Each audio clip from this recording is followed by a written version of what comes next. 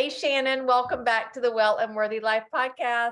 Hey, Deanna, thank you. Thanks for having me again, especially October, Breast Cancer Awareness Month.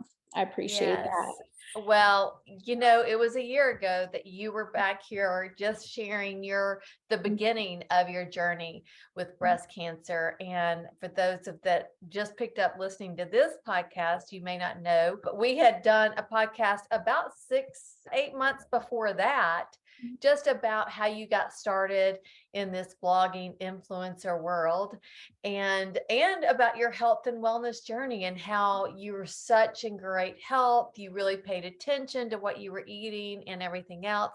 And then lo and behold, you were diagnosed with breast cancer. Right. And so I wanted to follow up with you a year later, and especially because it is Breast Cancer Awareness Month.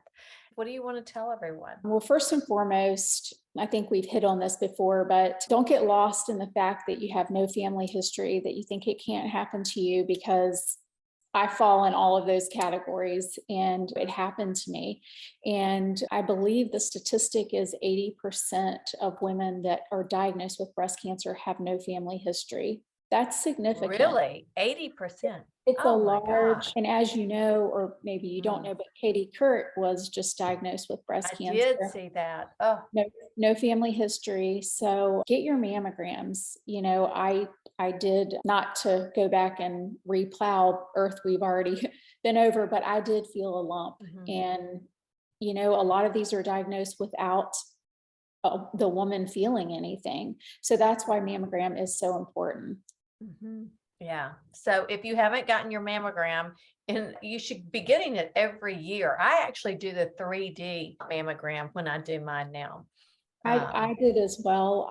You have to pay extra to have that. And I always paid extra to get that. But all of these, not just breast cancer, your PAPs, all of your annual things. And when you're over 50, your colonoscopy, all of these are so important because So early important. detection for any of these are key.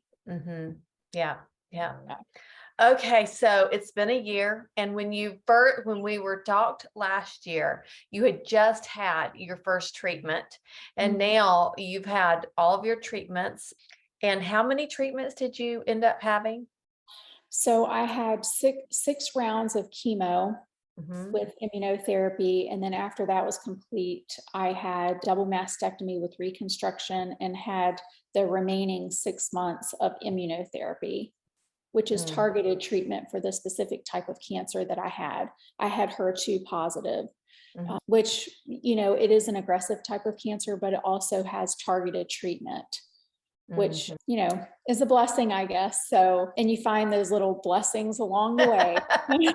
Everybody has a different story with breast cancer and with any kind of cancer, really. So tell us about your story. I mean, I know you've had some ups and downs along the way. You had a really great up, though, in August with your daughter getting married.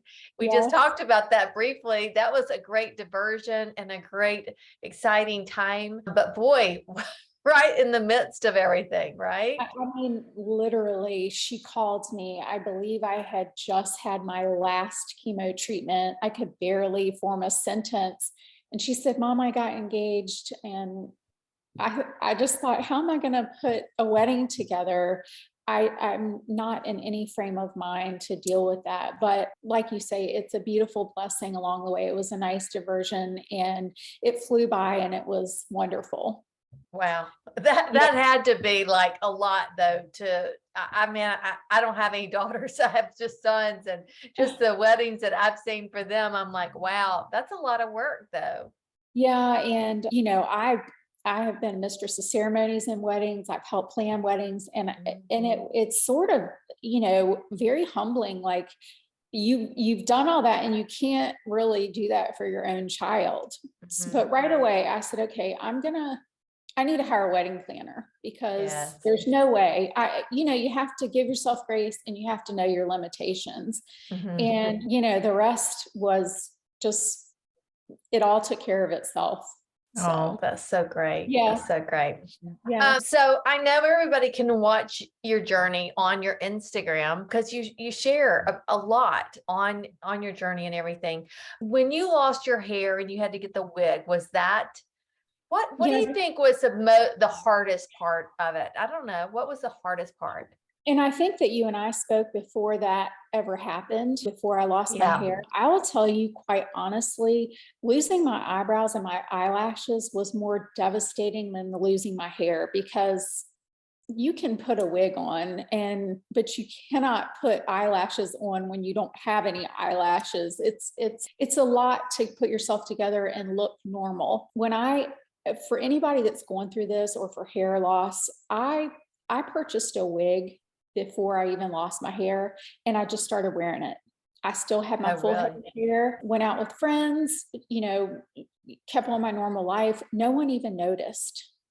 Actually, people would stop me, strangers, and say, "Where did you get your hair cut?" It would make me chuckle, Yeah. But I started wearing it, and then I just sort of fell in love with it. And I shaved my own head in my bathroom myself. I didn't Did you really? cry. I'm not going to say it wasn't emotional, but I think that I had already grieved the loss of my hair before I even lost it.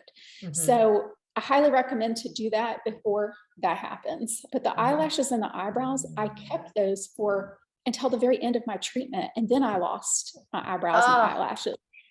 And so I thought, oh, I'm gonna have a little blessing right here. And they fell out, but they quickly grow back. And it's not a big deal. So how long did it take for them to grow back? So probably once they all fell out, probably a month, but then the eyebrows look scarce. And at that point is when I really felt like I was like, I look like I have cancer. Now, before Yeah. you can kind of put yourself together, but it does come back. It's not the end of the world. And I just thought, if that's the worst thing that happens to me right now, which it wasn't the worst thing. I mean, there's a myriad of side effects that come from that treatment, but they grew back. It was just a small part of the journey. So, yeah. Right. One thing I remember you saying too, though, is that you had to go off all your hormone therapy. Oh, girl. And we talk about hormone therapy a lot on tell me, I mean, how was that? And what did you find that helped you during that time? Okay, well, you phrased it. How was that? We'll say, how is that? It's still going on, and they will not let you have bioidentical hormones or anything. They will not let me have anything of the sort. Even though my cancer was hormone negative, I guess there is some study out there that says you can't have it. I'm begging now for vaginal estrogen, because my understanding is that is not systemic, that it just basically stays where you put it. And there's studies from the Mayo Clinic and other facilities that does not raise the risk of breast cancer. So I'm sort of in the works begging my doctor for that, and, have to talk to the OBGYN, have to talk to the oncologist, and everybody has to get their head together. But that's the direction that I'm hoping that I will be able to at least have that. I don't know if that'll help with hot flashes. So do you have hot flashes? Hot flashes and night sweats and all of that. Did you have that before? Because did you go straight on hormone therapy? So I was on hormone therapy, but I was still, having a cycle and all of that. Okay, so you were perimenopause then. I was in perimenopause, but once I started getting treatment, I immediately went into menopause, which they tell you that is likely to happen. And, I was 52, but, look at these young women that are having to go through this. So it was going to happen to me anyway soon. So if I look at it like that, I just, got through it. But some of that is still a side effect of the medication. I have been finished treatment now for a month and a half, say, and all of that has gotten better. It has. So Oh, good. I'm hoping and praying that that was just part of the treatment and that that will get better. I'm doing all the things that they say to do diet wise, and I'm still a little bit reticent on taking a lot of supplements. I have a small little list of things that I take, just not trying to inundate my body right now, just trying to eat healthy, lots of plants and seeds and nuts, and just building up naturally so that, my body can do what it's supposed to do. Yeah. Our bodies are smart. Our bodies are smart. Look, we all have cancer cells in our body. I could probably write a book, and I probably should write a book, what I've been through this year, what I've learned. I've read so much on nutrition, diet, all of those things. And we all have cancer cells in our body. It's just when, your body is busy fighting off something else, maybe that it can't do two things at one time. I did have COVID. Remember you saying that? Yeah. That was right when I was diagnosed. So, I don't know who's to say, but that is what I've learned, that this is my journey. Everybody has a journey. This is part of my story. And if we don't learn anything and get better from it, then what was the point? Right. Yeah. So, yeah, exactly. Yeah. So with all the books you've read and all the studies you've looked at, what is the best form of eating? I know you had said that a lot of healthcare workers were vegetarian, plant-based eaters. Have you determined that that is the best? Well, through everything that I've read, and it's all personal. Everybody has to do what's right for them, and I do eat basically a plant-based diet. I try to eat a diverse amount of things in a week. I think I read somewhere you should get 30 different things in your diet a week to help build your microbiome in your gut, because we're learning that that is where our immune system is, which sounds kind of strange. Our immune system comes from our poop, basically. Right. Yeah. But it's true. And I have read tons of stuff on this, and it's so important. And I'm eating a lot more fermented food. I'm now even starting to ferment my own foods. Good for you. We'll have to do another podcast on Yes. that, because that's all new for me. But yeah, so that's what I say, everything is given to us for a reason, and it's to get better along the way, and to share what we've been through with other people and try to make them be better as well. I'm sure that, if I talk to another breast cancer survivor, she could probably tell me something that I've never heard and that could help me as well. And I have reached out to a lot of people on Instagram, because we have that platform and other survivors, and just to see what their journey looks like. And, people have asked me, are you worried it's going to come back? Which is kind of a strange question to ask someone that's has been through this, but I am not going to worry about what's saying tomorrow has troubles of its own. I think, why spend time there?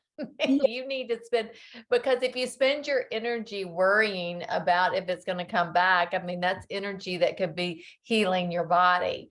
And we can't live in fear of something. Listen, I could walk across the street and get hit by a car. I can't sit here and be worried about that.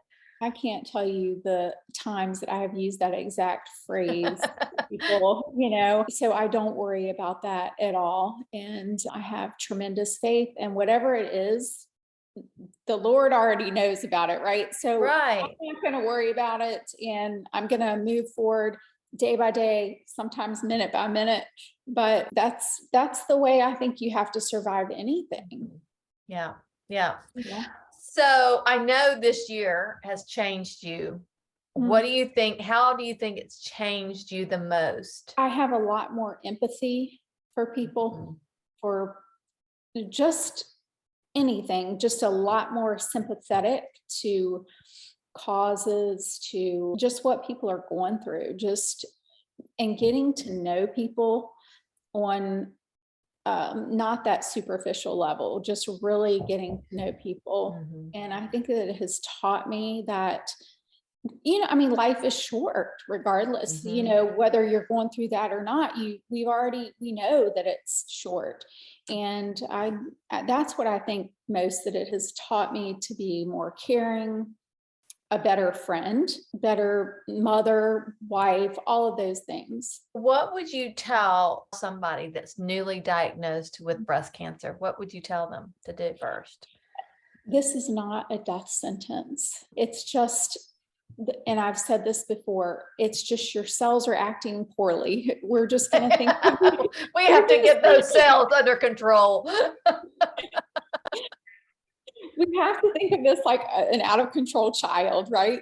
And that's the way I have thought about it. I have some cells that are just not cooperating, and we're just going to get it back on track. But it's not a death sentence. And I will have to say, I've met fabulous people along the way, even my healthcare workers, the people that have helped taking care of me. I've formed relationships with these people. And, I think that you have to, it's not a cookie cutter situation. Everybody is different. You can give advice, you can get advice, but it's up to you to weigh it and to move forward how you see fit for your personal journey. I had people that told me along the way, you should just stop treatment, or you should continue all the way. And that's a very personal decision. And I had to, weigh all my options, pray about it, and go forward based on my situation and my diagnosis. And like you say, it's so different for everyone, whether there's lymph nodes involved, did it come out of the duct? Are we talking multiple areas?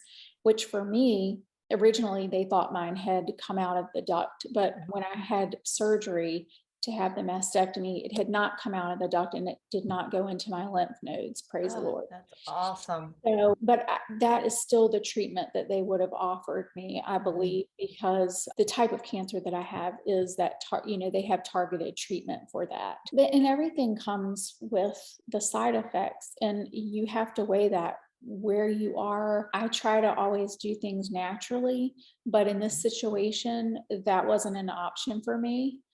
Because of the type of cancer that was. So I think that we should give people more grace, because everybody has to make these decisions. We're not with them. We're not a fly on the wall. We don't know every little detail of what they're being told. I think it's a very personal situation. Don't be afraid to ask questions. I think I told somebody the other day, I go in my doctor appointment with my manila envelope with all my printed out papers. I said, they probably burn sage in the office when I leave, go away. But I want to know answers to these questions. So don't be afraid to ask. You're your own advocate. Believe you me, no one else is going to be there for you. And I think that we might have spoke about this before, but it was in the beginning.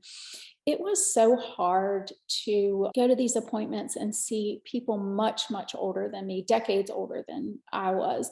And they're in there because of COVID alone. And it was just really hard to see that. There's nobody in there with a manila folder asking questions on their behalf. So you do have to be your own advocate. And unfortunately, we had this whole COVID situation, but now maybe things will get a little bit back to normal and people can have someone there.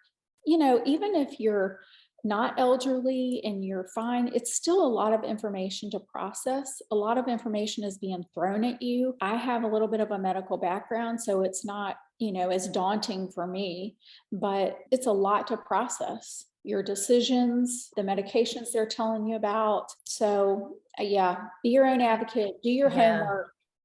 Yeah.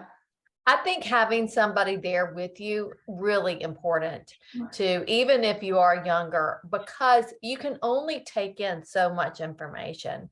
Even if you have your questions written out and you're, just to try and take it all in and remember still and not get off topic. I mean, there's just so many things. So I definitely think being your own advocate, but then having somebody else for more feedback and more questions, and don't just think, well, the doctor said so that's the way we're going to do this. And we all hear things differently from whatever perspective.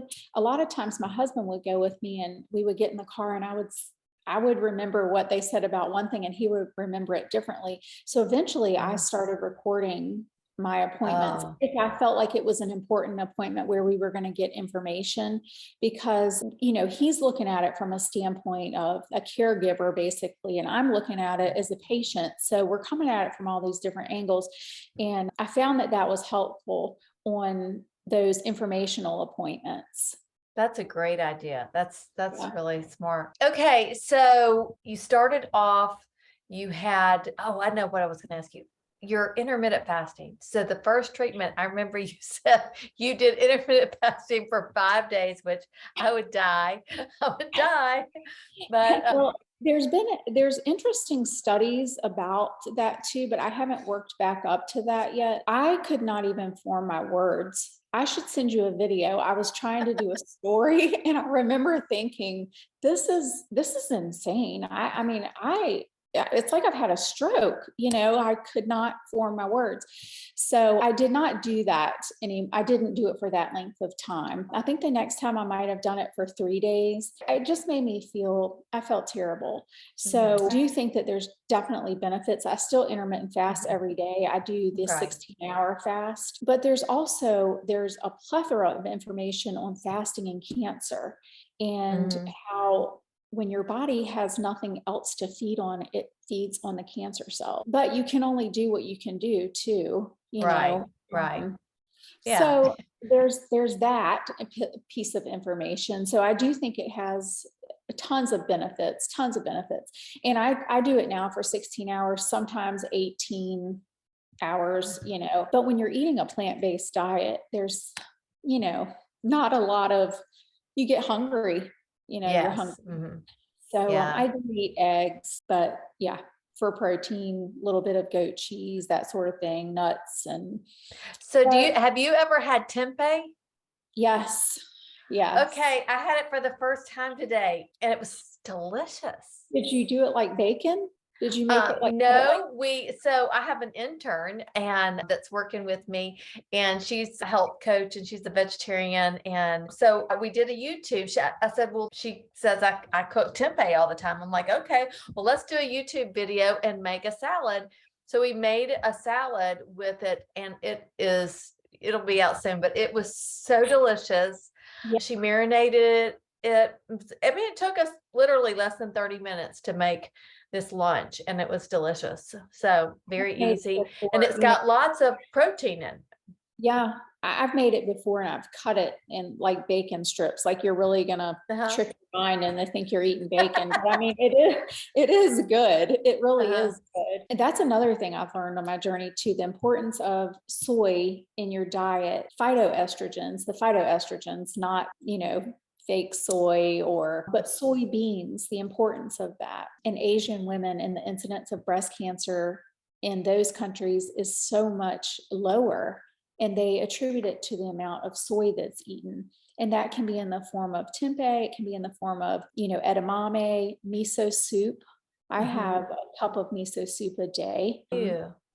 Yeah, I just make it like a cup of coffee, put a little bit in there. You can add a little green tea to it, little lemon. It's really good and just sip on it. But that way you're getting your phytoestrogens. Yeah. And I mean, it's super important for women to get that. And we went through a phase where we were told no soy, no soy, no soy, but it's not the same type of soy. Right. Not those phytoestrogens. Right. So, yeah.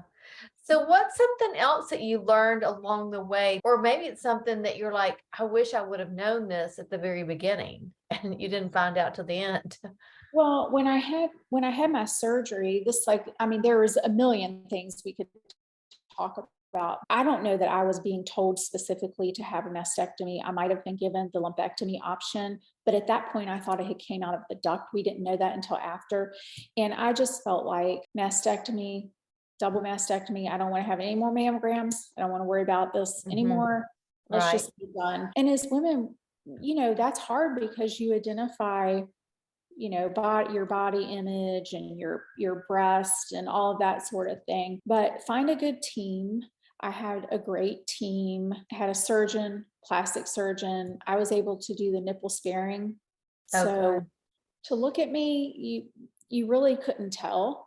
However, I do have a lot of numbness. I do not have a lot of feeling. It's a trade-off, I guess, If I would had a lumpectomy, then I would have had to have radiation.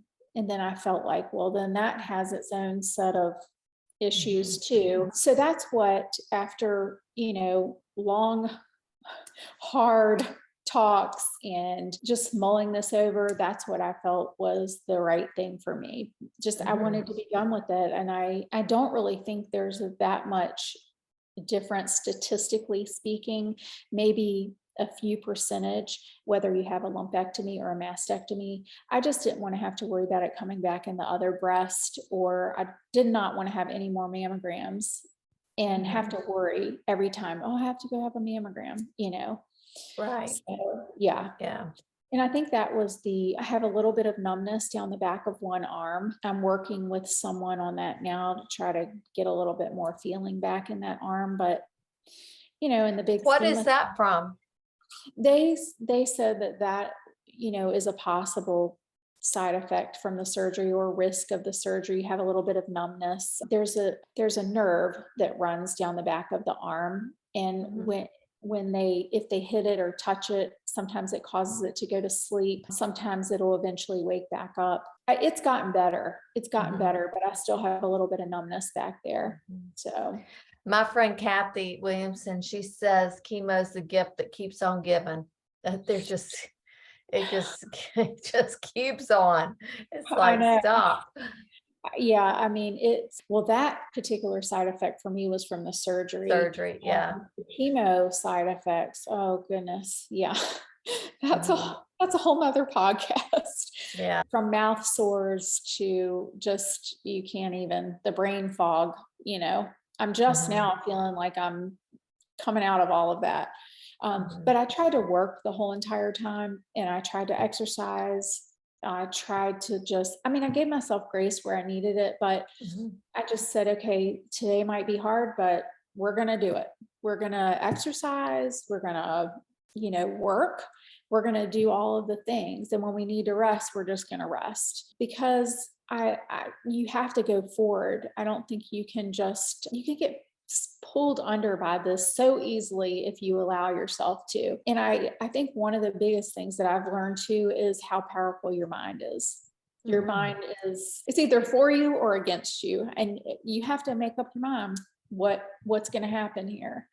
And so that's how I got through every day. Yes. Chemo was hard. I'm not going to lie. Chemo was hard, but immunotherapy was hard too. Some people said, oh, that was nothing. But for me, in the beginning, when you're getting all of that chemo, you're getting all those steroids that make everything feel good.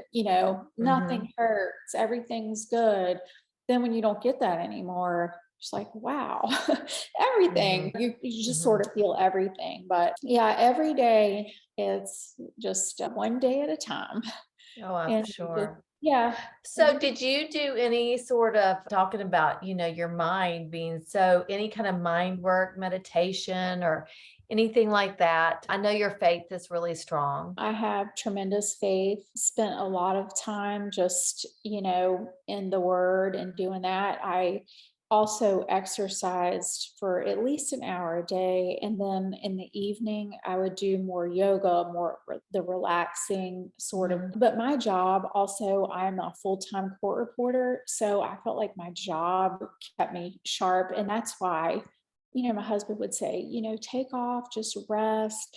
But I said, no, if I felt like going, I would go, because it's keeping my mind sharp. It's keeping my mind just firing on all the cylinders, hearing all these new things every day. So I read a lot.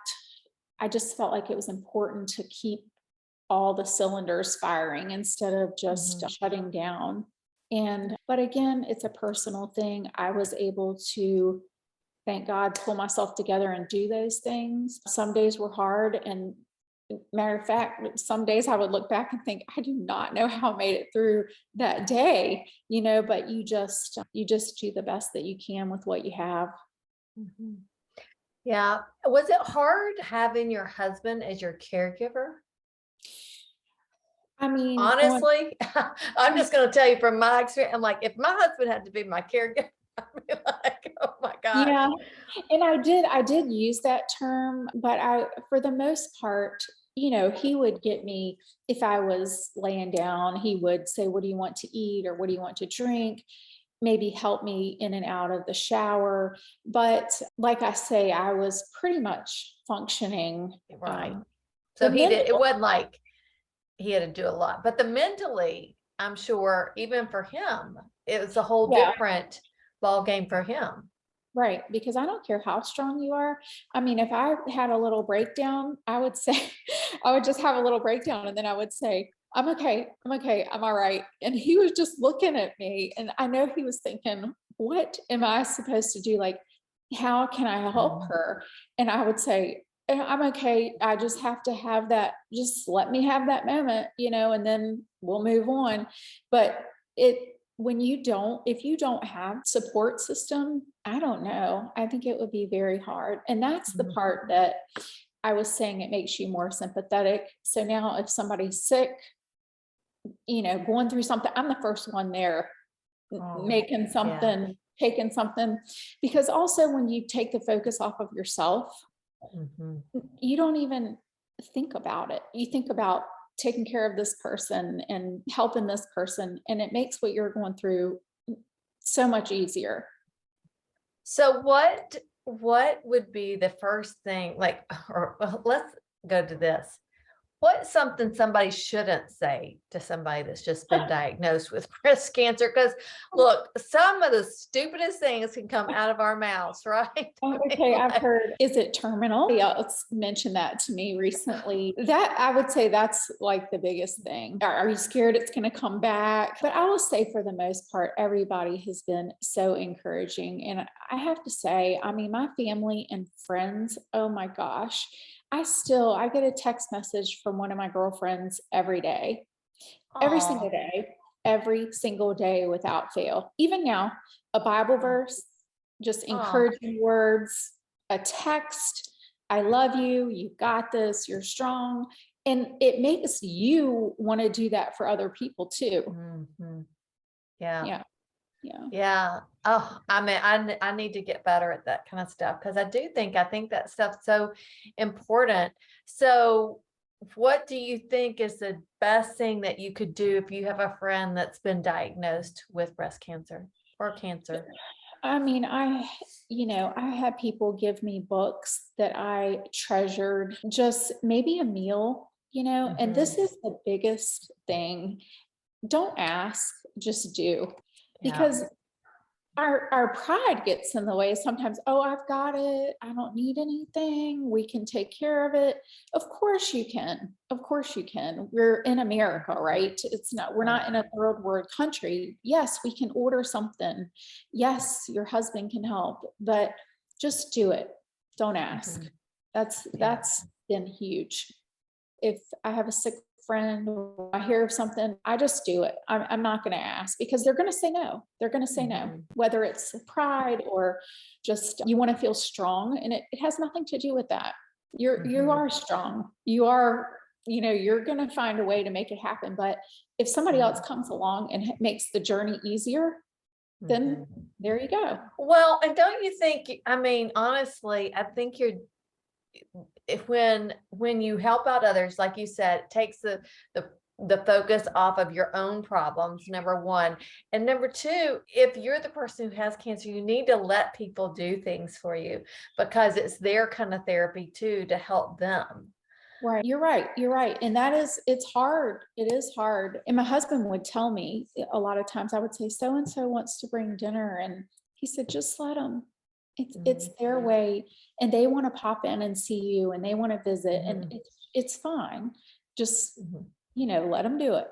So it is hard. And I won't say that I was a prideful person, but I mean, when you think you're a strong person, you're used to doing all these things yourself. And like you don't want to inconvenience anyone. Right. But Mhm. the thing about doing something for other people, And I think that applies to everyone, not just when you have cancer. I Oh, I mean, agree. I no agree. matter what you're going through, Mhm. no matter what you're going through, if you Mhm. help somebody else or do something from somebody else, I guarantee you it'll make you feel better. Takes focus off what you're going through. Mhm. I agree. I agree. Well, Shannon, thank you so much for taking the time to catch us up on everything. And I'm so glad you're on this side of it. I know you are too. I'm like, I am oh my gosh, girl, I know that you're probably super excited about this year and not having any treatments, right? No treatment. I'm done with treatment. I do have that little cosmetic procedure coming up on the 10th. It's just like a little touch up. But yeah, hopefully it's smooth sailing from here, scans every so often, blood work, and lots of prayer. And yeah, so thank you for having me for Breast Cancer Awareness Month. I appreciate that. And ladies, get your mammograms. Yes, yes, yes. You guys don't forget. That is really important. I think some people might have missed them during COVID. So, go now. So, Shannon, thanks again. I appreciate it. And we'll have you back on here. Maybe we're going to skip cancer. We're going to talk about something else. Yeah. I think we should do the fermenting. So, Yes. if you're not following, I don't know, you probably do, Dr. B, he wrote 2 books, Fiber Fueled and the Fiber Fueled Cookbook. Are you Yep. familiar with him? Yep. Yeah, well, Yep. he's been on my podcast a couple of times, and so I love him. So yeah, so we'll do a cooking one next time. Let's do that. Let's Plant-based. do That that. sounds great. Let's do That that. sounds great. Well, thanks again. Thanks, Tian.